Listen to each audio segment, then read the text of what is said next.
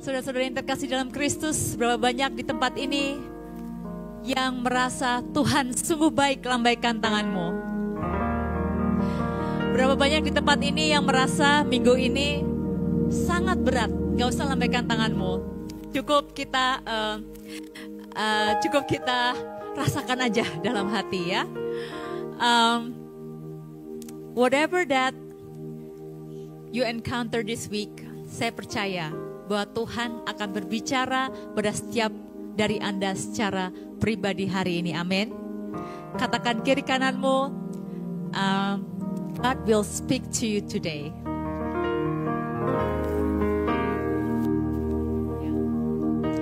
Bulan ini kita ada suatu topik yang luar biasa ya, series baru Come and See. Dan di bulan ini kita mengupas tuntas Injil Yohanes.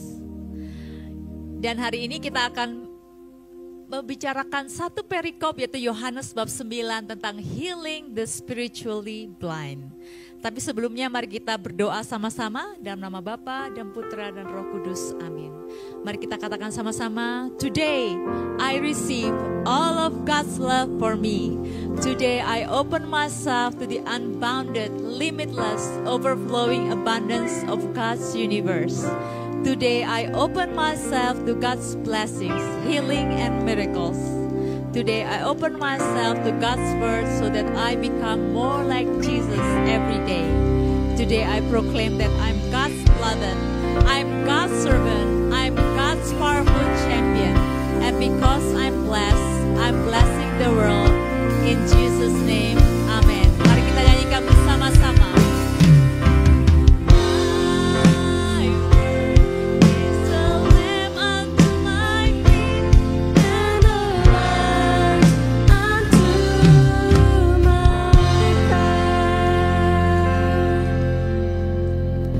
Saudara yang terkasih, dalam Injil Yohanes disebutkan ada 7 mujizat yang Tuhan Yesus lakukan.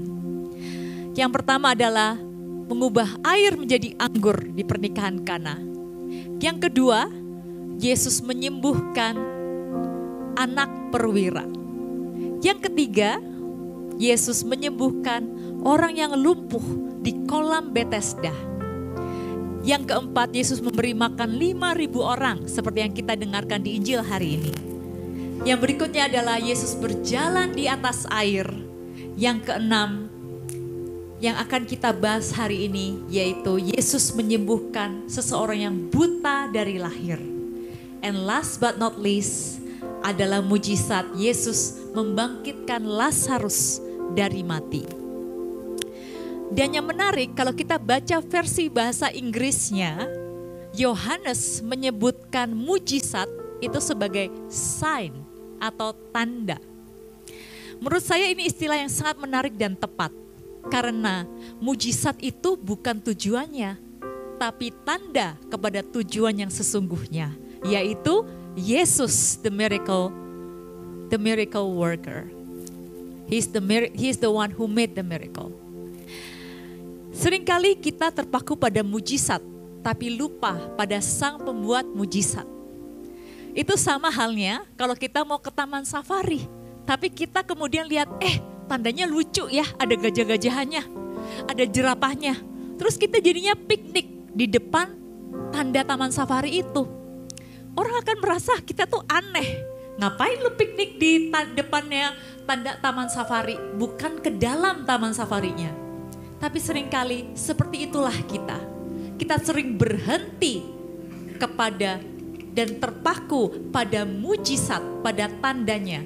Tapi lupa untuk menuju kepada Yesus Sang Juru Selamat kita. Mari kita baca bersama dari Injil Yohanes bab 9 ayat 1 sampai dengan 2. Waktu Yesus sedang lewat, ia melihat seorang yang buta sejak lahirnya. Murid-muridnya bertanya kepadanya, Rabi, siapakah yang berbuat dosa, orang ini sendiri atau orang tuanya, sehingga ia dilahirkan buta?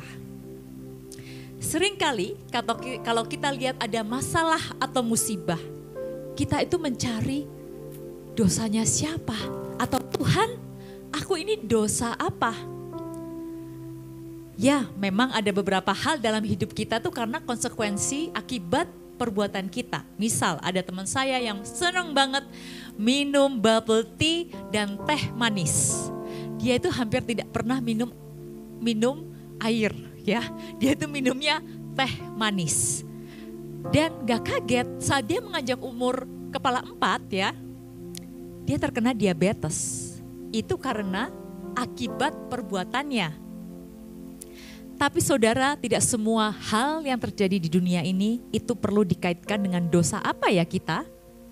Seperti saya senang banget tadi Romo bilang ya, tentang ada orang yang meninggal saat COVID dan tidak meninggal.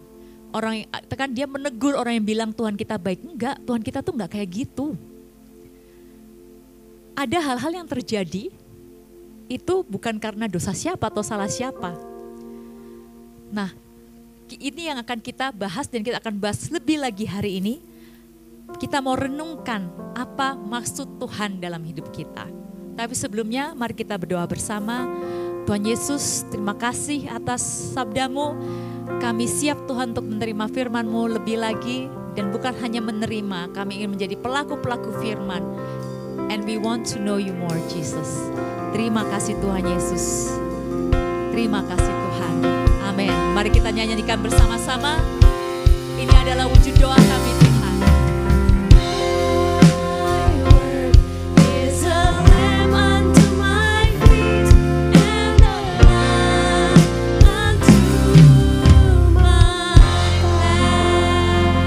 Mari kita berikan kemuliaan buat Tuhan kita dan silakan duduk. Saudara, seperti yang tadi saya ceritakan bahwa tidak semua hal buruk itu terjadi karena kesalahan ataupun dosa kita. Kita melihat dari kisah Ayub, ya. Next slide, kita melihat dari kisah Ayub dan juga dari kitab Pengkhotbah. Dari kitab Pengkhotbah menunjukkan kompleksitas hidup dan bahwa kadang hidup itu kelihatan tidak fair bagi orang yang setia kepada Tuhan. Tapi buktinya matahari itu bersinar buat kita semua kan? Baik kita melakukan hal yang baik atau buruk, matahari tetap ada buat kita semua. Gak mungkin kan misalnya kayak oke, kamu berbuat dosa hari ini hidupmu gelap, gak ada matahari. Tapi sekelimu ada matahari, enggak. Dan kita lihat dari Yohanes bab 9 ayat 3, jawab Yesus, bukan dia dan bukan juga orang tuanya, tapi karena pekerjaan-pekerjaan Allah yang harus dinyatakan di dalam dia. Nah, di sini kita menemukan jawaban Yesus. Mengapa hal itu terjadi? Mengapa orang itu buta dari lahir? Dan mengapa Ayub mengalami hal yang sangat berat walaupun Ayub itu dibilang adalah orang yang paling benar di muka bumi. Because sometimes suffering is not about punishment, but it's about purpose. Saudara yang terkasih, apapun yang kamu alami saat ini, percayalah bahwa Tuhan akan memakai masalahmu untuk menyatakan kemuliaannya. Kita masuk ke next slide. Trust that God will use your problem to reveal His power. Mari kita sekarang baca ayat berikutnya ya. Tuh Yohanes bab 9 ayat 6 sampai 7. Setelah ia mengatakan semuanya itu, ia meludah ke tanah dan mengaduk ludahnya itu dengan tangan, lalu mengoleskannya pada mata orang buta tadi dan berkata kepadanya, pergilah, basuhlah dirimu dalam kolam Siloam. Siloam artinya yang diutus. Maka pergilah orang itu, ia membasuh dirinya, lalu kembali dengan matanya yang sudah melek, yang sudah terbuka. Waktu saya baca dua ayat ini ya, saya itu sangat tersentuh dengan orang yang buta dari lahir itu. Yesus itu meludah, mengaduk tanah dan meminta orang, kemudian dioleskan di mata orang buta itu dan disuruh membasuh dirinya di Siloam. Bayangkan, sekarang saya minta saudara terkasih, Bapak Ibu saudara-saudara ini membayangkan kalian jadi orang buta itu. Kalian buta dari lahir. Kalau zaman dulu, orang yang buta, cacat, sakit, lepra itu benar-benar dikucilkan. Karena dianggap, wah ini pasti dosa nih, pasti orang tuanya dosa nih. Jadi benar-benar dianggap orang yang najis. Jadi bayangkan seumur hidup, kita itu buta, dijauhi sama orang-orang. Kemudian ada satu orang yang kita nggak kenal sama sekali, walaupun buta, dia pasti bisa denger dong kalau orang meludah, ya kan? Tuh gitu. Kalian pasti denger kan, walaupun kita memejamkan mata. Bayangkan kalian buta, dikucilkan, tiba-tiba ada orang yang meludah di depanmu, kemudian serak gitu ya. Kemudian kasih di mata kita. Gimana sih perasaan kalian? Itu benar-benar kayak, mungkin ada orang yang bisa tersinggung dengan hal itu, ya. Ada orang yang bisa sakit hati dengan hal itu. Dan orang yang tidak dikenal ini menyuruh dia cuci, ayo basuh ke kolam Siloam. Yang saya sangat salut dengan orang buta ini adalah dia mempunyai kerendahan hati. Dia tidak tersinggung karena dia begitu desperate, putus asa, saya mau disembuhkan. Dan mungkin waktu itu mungkin Yesus juga sudah terkenal ya karena sudah melakukan beberapa mujizat sebelum mujizat itu. Dan mungkin dia merasa, saya dengar orang ini bisa melakukan mujizat. Siapapun itu saya percaya, saya mau. Dia punya kerendahan hati, dia tidak tersinggung ataupun sakit hati apapun yang dilakukan terhadap dirinya. Dan dia obey, dia mau untuk taat, melakukan bahkan dengan satu orang ini yang mungkin dia tidak kenal. Saudara yang terkasih, kita masuk ke 2 slide setelah ini. Nextnya, ya. You know what? Cerita ini itu lebih dari cerita pemulihan atau penyembuhan. Tapi Yesus mau untuk memulihkan dan membentuk ulang setiap dari kita. Tapi kuncinya, itu apakah kita mau menjadi seperti orang yang buta dari lahir itu? Punya kerendahan hati, dan mau untuk taat, melakukan apapun yang Yesus katakan. Walaupun itu kelihatannya gak masuk akal, walaupun itu kedengarannya kayak, kok kayak gitu sih? Kayak kita tuh harus membuang harga diri kita untuk melakukan itu. Tapi Tuhan mau untuk kita taat. Jadi sama seperti tema komunitas ini tahun ini, obedience and humility, supaya kita bisa bersinar seperti bintang. Saudara, Tuhan sedang mau menjadikanmu manusia-manusia baru. He's doing something powerful in you. Oleh karena itu, bersabarlah dengan dirimu. Dan terus punyai kerendahan hati dan ketaatan untuk melakukan apapun yang Tuhan mau dalam hidupmu. Amin. Mari kita baca ayat berikutnya, Yohanes bab 9 ayat 8. Tetapi tetangga-tetangganya dan mereka yang dahulu mengenalnya sebagai pengemis berkata, bukankah dia ini yang selalu mengemis? Kita baca, ini saya akan baca banyak ayat ya. Kita baca ayat selanjutnya, ayat 9 sampai 10. Ada yang berkata, benar dialah ini. Ada pula yang berkata, bukan, tapi ia serupa dengan dia. Orang itu sendiri berkata, benar, akulah itu. Kata mereka kepadanya, bagaimana matamu menjadi melek? Ayat 11, jawabnya, orang yang disebut Yesus itu mengaduk tanah, mengoleskannya pada mataku dan berkata padaku, pergilah ke Siloam dan basuhlah dirimu. Lalu aku pergi dan setelah aku membasuh diriku, aku dapat melihat. Ayat 12, lalu mereka berkata padanya, di manakah dia? Jawabnya, aku tidak tahu. Saya mau menggarisbawahi aku tidak tahu di sini ya. Nanti kita akan bandingkan dengan jawaban orang ini di ayat-ayat selanjutnya. Ayat 13 sampai 14 mengatakan, lalu mereka membawa orang yang tadinya buta itu kepada orang-orang Farisi. Adapun hari waktu Yesus mengaduk tanah dan memelekkan mata orang itu adalah hari Sabat. Kita tahu ya, orang-orang zaman dulu itu sangat memegang teguh hari Sabat itu gak boleh ngapa-ngapain. Tapi sebenarnya Yesus mau mendefinisikan ulang apa itu hari Sabat. Karena orang Farisi zaman itu sangat fanatik dengan hari Sabat sampai mereka menghilangkan kasih dari hari Sabat itu. Kita lihat ayat berikutnya, ayat 15. Karena itu orang-orang Farisi pun bertanya kepadanya, bagaimana matanya menjadi melek? Jawabnya, ia mengoleskan adukan tanah pada mataku, lalu aku membasuh diriku dan sekarang aku dapat melihat. Ayat 16, maka kata sebagian orang-orang Farisi itu, orang ini tidak datang dari Allah sebab ia tidak memelihara hari Sabat. Sebagian pula berkata, bagaimanakah seorang berdosa dapat membuat mujizat yang demikian? Maka timbullah pertentangan di antara mereka. Jadi mereka ini sama-sama bertentang gitu loh. Satu bilang bukan dari Allah, satu bilang dari Allah, dan lain sebagainya. Kemudian ayat 17 mengatakan, lalu kata mereka pula pada orang buta itu, dan engkau, apakah katamu tentang dia karena ia telah memelekkan matamu? Jawabnya, ia adalah seorang nabi. Saya mau saudara untuk highlight ya, ia adalah seorang nabi. Kita lihat jawaban dia sebelumnya, di manakah ia? Aku tidak tahu. Dan sekarang dia ditanya, siapakah dia yang memelekkan matamu? Apa katamu tentang dia yang memelekkan matamu? Dia berkata, ia adalah seorang nabi.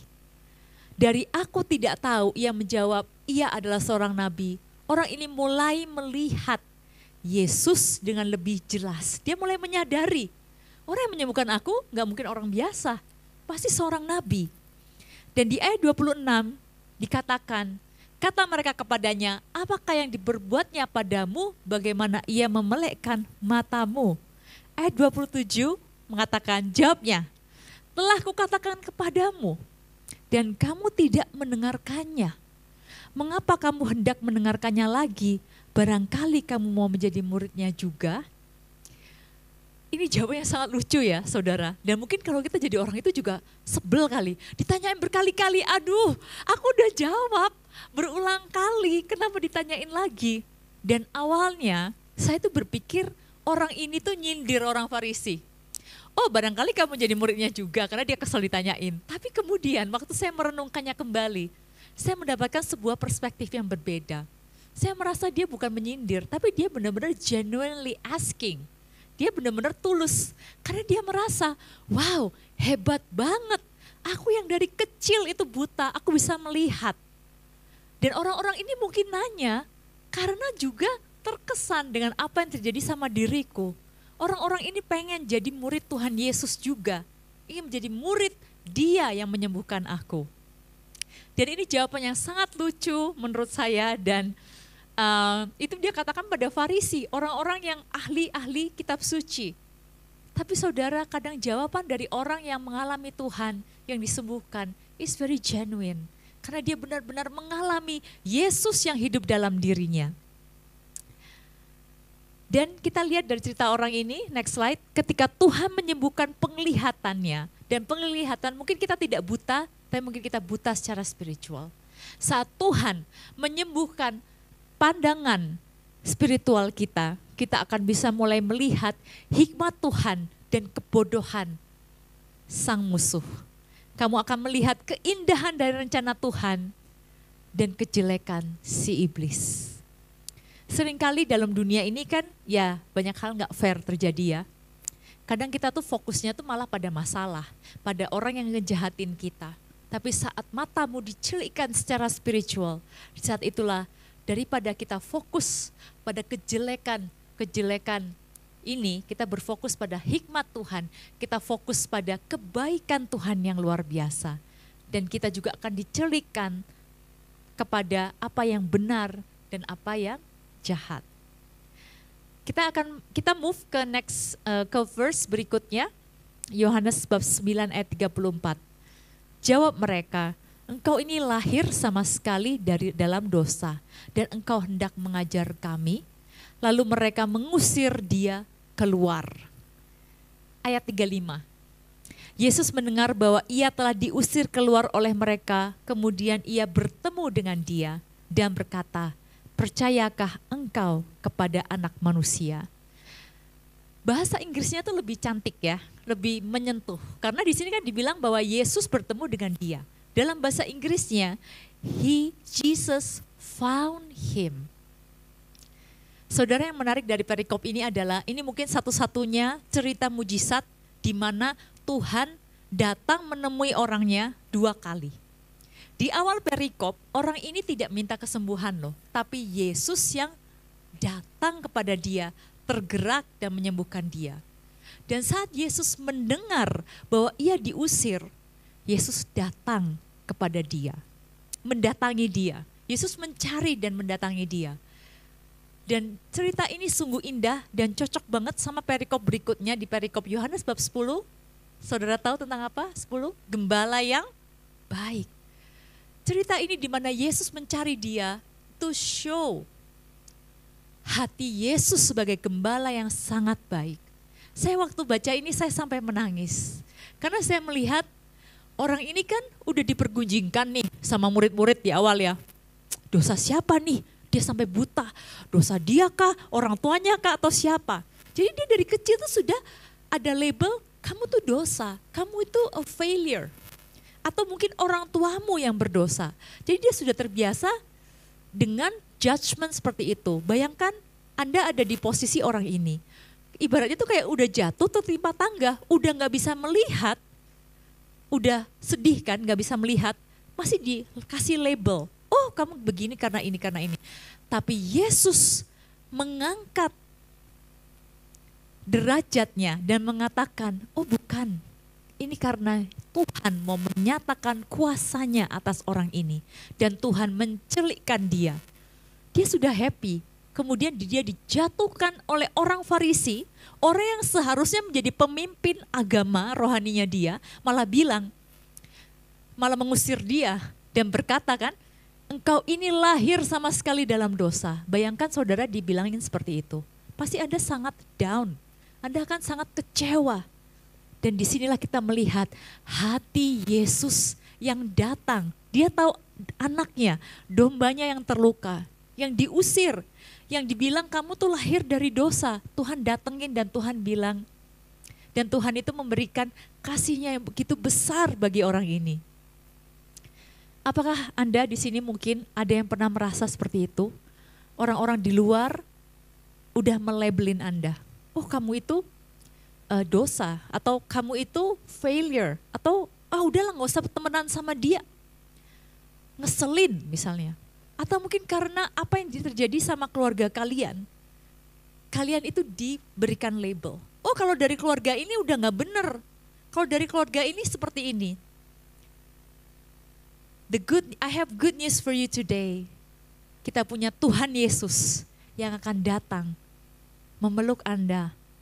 Dan di mata Yesus, you are precious. Di mata Yesus, kamu berharga. Di mata Yesus, kamu adalah anak yang sangat dikasihinya. Amin. Katakan kiri kananmu, you are precious.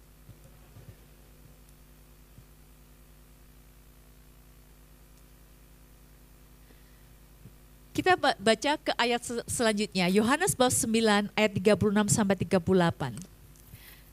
Jadi setelah Yesus nanya, percaya engkau pada anak manusia atau Mesias? Orang ini bertanya, siapakah dia Tuhan? Supaya aku percaya kepadanya. Lihat, inilah hati orang yang benar-benar haus. Orang yang benar-benar seumur hidup tuh gak punya harga diri dan dia tuh mencari Mesias yang benar-benar bisa menyelamatkan dan mencintai dia. Dan Yesus berkata, engkau bukan saja melihat dia, tetapi dia yang sedang berkata-kata dengan engkau, dialah itu. Katanya, aku percaya Tuhan. Lalu ia sujud menyembah Yesus. Saya mau saudara-saudari, Bapak Ibu di sini menggarisbawahi, aku percaya Tuhan. Kita lihat ya 3 yang kita garis bawahi hari ini. Dan ini menunjukkan 3 spiritual healing. 3 tahap spiritual healing dalam hidup kita. Yang pertama, dia berkata, aku tidak tahu. Next slide. Yang kedua, dia berkata, dia adalah seorang nabi. Dan yang ketiga, dia berkata, aku percaya Tuhan. Saudara yang terkasih, mungkin kita seperti yang saya bilang tadi, mungkin kita enggak buta secara fisik, tapi banyak dari kita yang buta secara spiritual. Mungkin kita dulu pernah dicelikkan Tuhan, tapi kita buta kembali karena pressure dunia, karena mungkin kita udah capek menjalani banyak masalah, atau malah karena keenakan atau comfort dunia yang bikin kita juga kembali buta akan kasih Tuhan Yesus. Tahap yang pertama, aku tidak tahu, I don't know. And you know what? Saying I don't know is okay. saying I don't know is a good place. Dan teman-teman, jangan kita menghakimi orang yang misalnya kayak, ada yang bilang kayak, aku tuh gak bisa ngerasain Tuhan, aku gak tahu siapa Tuhan itu. Never judge them, karena kita hargai perjalanan iman mereka. Sometimes I don't know is a good place. Karena semua pertumbuhan, kita menuju ke next slide, semua pertumbuhan dimulai dari kerendahan hati. Kita tidak bisa mengisi hati atau cangkir yang penuh. I don't know, itu adalah sikap kita benar-benar merasa aku gak tahu. Dan aku pengen tahu Tuhan, aku pengen tahu. So it's okay. Kalau kalian sekarang dalam tahap ini, akui I don't know, aku susah doa, aku gak tahu Tuhan apa rencanamu, it's okay. Karena itu adalah kerendahan hati dan kita punya hati yang mau diisi, mau untuk mengenali apa kehendak Tuhan dalam hidup kita. Yang berikutnya, yang kedua, dia mengatakan, he is a prophet. Dia adalah seorang nabi, karena dia melakukan mujizat dalam hidupku. Mungkin tetangga-tetangga sama teman-temannya dia yang melihat dia buta dan mengemis dari kecil, itu mungkin juga mengatakan Yesus adalah nabi karena melakukan mujizat. Tapi saudara, jangan berhenti di sini. Ada orang-orang yang hari ini admire Jesus, tapi tidak taat pada Tuhan Yesus. Ada orang yang hanya mengejar mujizat. Jadinya Yesus itu hanyalah seperti vending machine.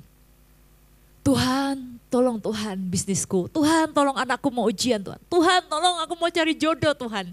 Akhirnya Tuhan itu hanya sebagai prophet yang memberi mujizat. Tapi pertanyaannya adalah, will you obey him and follow him? Banyak orang yang fokus pada Tuhan sebagai pemberi dan bukan sebagai seorang pribadi. So don't be stuck di stage 2 ini. Mari kita mau masuk lebih lagi, yaitu ke stage 3, I do believe Lord. Lord dalam bahasa Yunani, next slide, artinya adalah Kyrios.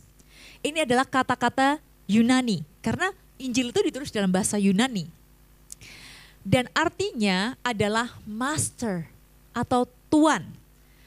Dan refer kepada seseorang yang punya status yang tinggi, master of property, orang master, tuan yang punya property atau tuan atas budak. Dan ini juga adalah istilah Tuhan di perjanjian lama. Dan ini maaf saya ada typo, itu sebenarnya tidak sama dengan Roman Emperor. Jadi di perjanjian baru, Kyrios itu adalah title untuk Tuhan Yesus yang menandakan otoritas dan ketuhanan dia. Otoritas ilahi dan ketuhanan dia. Kata Kyrios ini menunjukkan bahwa kita totally believe and surrender. Karena seperti master, tuan dari budak. Kalau budak zaman dulu itu nggak punya say. Jadi kalau dia mau makan, mau minum, itu nunggu perintah dari masternya. Oke, kamu makan, baru boleh makan. Kamu istirahat, baru boleh istirahat. Budak zaman dulu itu akan terus bekerja sampai tuannya bilang stop. Lord, Kyrios, itu we surrender.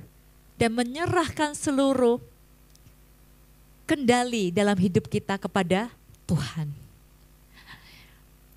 This is something so beautiful. Karena orang ini tidak berhenti pada Tuhan sebagai nabi. Tapi dia bilang, aku percaya Tuhan. Aku berikan seluruh hidupku kepadamu. Pertanyaannya di sini adalah, next slide. Saat ini, kita semua ada di stage mana? Di manakah stage Anda hari ini? Saya mau undang pemusik untuk naik ke depan, and I want to share something to you. Di sini ada nggak yang sering merasa capek? Tuhan, kehidupan doaku kok yoyo ya, seperti diet, naik turun, turun, kemudian naik, turun naik. Saya tuh merasa kehidupan spiritual saya tuh yoyo beberapa waktu lalu. Dan waktu beberapa orang itu sharing ke saya pun, saya itu kadang-kadang gergetan dengan melihat orang yang aktif melayani, yang dia sudah melihat mujizat Tuhan, tapi dia seringkali mempertanyakan Tuhan dan mutung. Mutung itu maksudnya berhenti. Kalau ada yang gak enak, dia berhenti. Dia gak mau melayani Tuhan lagi. Ada orang yang dia gak sukai, dia berhenti. Dan di situ saya berdoa sama Tuhan. Tuhan, kalau saya ngomong Alkitab sama orang-orang ini, percuma. I think they know the Bible more than me. Mereka ngerti, mereka itu kemana-mana. Ikut kursus, ikut seminar, rajin banget. Gereja parokinya ngadain apapun, mereka akan datang. Tapi setiap kali mereka datang sharing pada saya dan minta bantuan dan doakan, mereka tuh selalu struggle. They feel like, aduh aku udah mau ninggalin gereja, aku gak mau. Dan itu terus berlaku. Aku merasa kayak, Lord, why? Dan gimana ya cara, bukan hanya ngomongin orang-orang ini, tapi juga ngomongin sama diri saya sendiri. Karena saya merasa my spiritual life is like yo-yo. Dan di situ Tuhan berbicara sama saya secara pribadi. Di situ Tuhan mencelupkan dan berkata, karena kamu dalam tahap hanya tahu Tuhan dan tahu kuasa Tuhan, tapi kamu belum encounter God's love. Kamu belum benar-benar masuk dan mengalami kasih Tuhan dan terus alami setiap hari kasih Tuhan itu. Oleh karena itu doa saya setiap hari adalah, Jesus, let me encounter you. Sama seperti orang yang buta ini. Di awal dia hanya tahu Yesus yang menyembuhkan dia. Tapi di perjumpaan kedua, Yesus benar-benar berbicara secara pribadi dengan dia. Dan disitulah terjadi encounter. Orang itu mengenal siapa pribadi Yesus yang sesungguhnya. Saudara yang terkasih,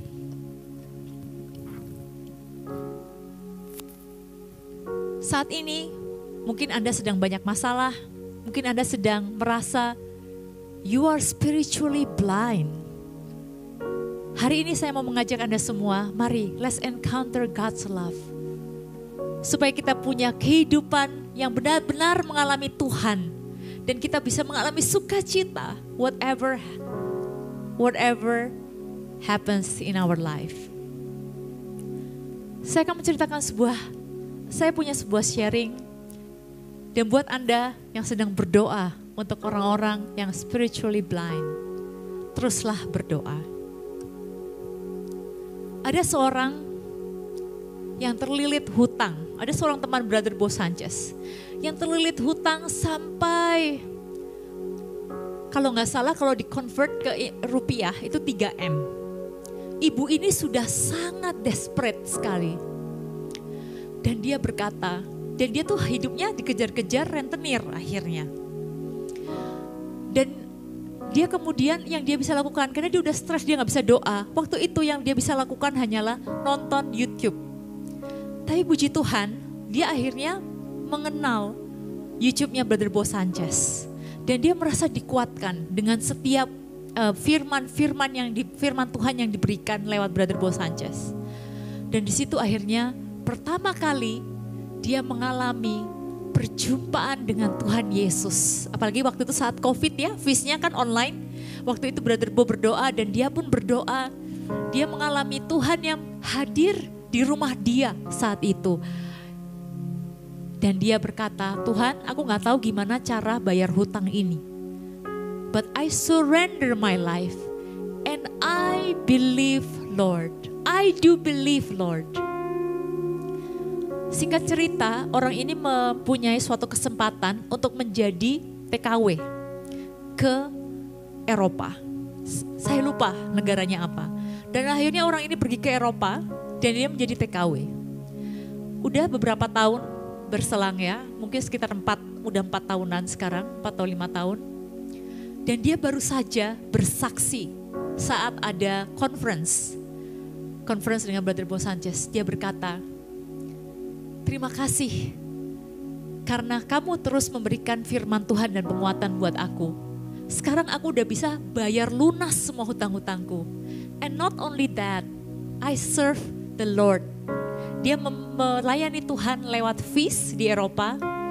Dan waktu itu dia berkata, saat itu aku tuh cuman gelap, aku tuh gak bisa ngeliat apa-apa. Bahkan aku tuh udah hampir mengakhiri hidupku sendiri. Karena udah gak kebayang 3M tuh gimana bayarnya. Dan dia tuh gak punya keluarga yang bisa diandalkan. Dia gak punya tabungan. She just surrender. And she pray, dia membenahi hidupnya, dia menata hidupnya kembali. Dia terus bekerja keras, menabung, bayar uang, kirim ke Filipina.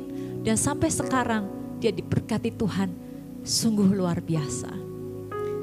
Dan semuanya itu dimulai dari satu kalimat, I do believe, Lord. Hari ini saya pengen mengundang saudara, whatever stage, dimanapun tahap atau stage kalian berada, it's okay, jangan putus asa. Mari kita mau naik untuk ke stage selanjutnya, and we want to say, I do believe, Lord. I do believe, Lord. Dan jika kita tidak mempunyai kekuatan hari ini, kita mau berdoa, Lord, help me. Bantu aku Tuhan supaya aku bisa masuk ke stage berikutnya, mengenal Engkau lebih lagi, dan aku mau percaya and total surrender to you, Lord. Saya mau mengundang setiap dari Anda hari ini, see Jesus, He is healing you today. Mari kita mau bangkit berdiri. Kita percaya sesuatu yang besar akan terjadi dalam hidup kita. Lihatlah Yesus, saya berdoa setiap dari Anda menjumpai Yesus hari ini, and you have that loving encounter with Him.